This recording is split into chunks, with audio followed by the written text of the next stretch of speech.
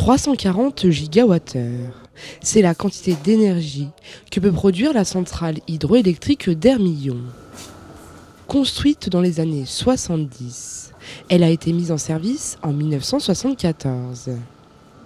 Elle est composée de 2 turbines de 62 MW de puissance. Donc la centrale d'Hermillon est une centrale hydroélectrique basée à Saint-Jean-de-Maurienne.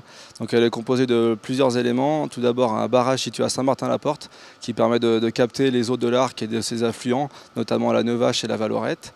Ensuite, l'eau est acheminée jusqu'à l'usine souterraine par une galerie en béton qui permet de traverser les voies de circulation routière et ferroviaire, puis un canal à ciel ouvert au niveau de la commune de Saint-Julien-Montdenis. Et pour finir, une galerie de 6 km qui a été forée au tunnelier dans la montagne et qui permet à l'eau d'arriver jusqu'ici à Hermillon.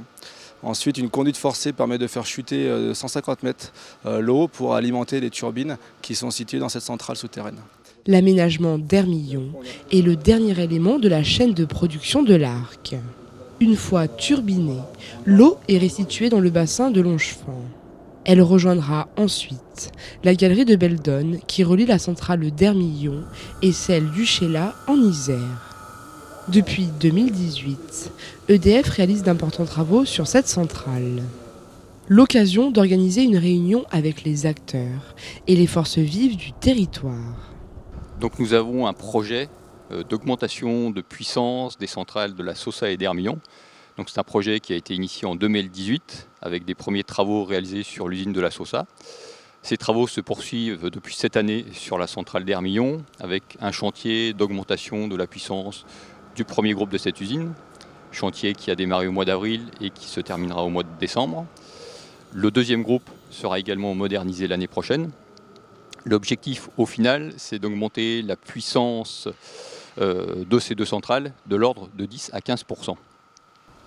Leur production actuellement de ces deux centrales cumulées est de l'ordre de celle de la consommation d'une ville de 300 000 habitants. Donc ça permet vraiment d'augmenter significativement notre puissance et notre production. Une rencontre en 2 temps. Une visite des infrastructures, puis une réunion pour la restitution de l'étude territoriale maurienne. Effectivement, ce projet, c'est un projet de développement important pour nous. Aujourd'hui, l'hydroélectricité, c'est la principale ou la plus importante source d'énergie renouvelable en France. Une énergie totalement propre, décarbonée. Et donc EDF cherche à développer son parc existant ou à développer de nouveaux projets. Et donc dans une vallée comme la Maurienne, c'était important pour nous de pouvoir en parler.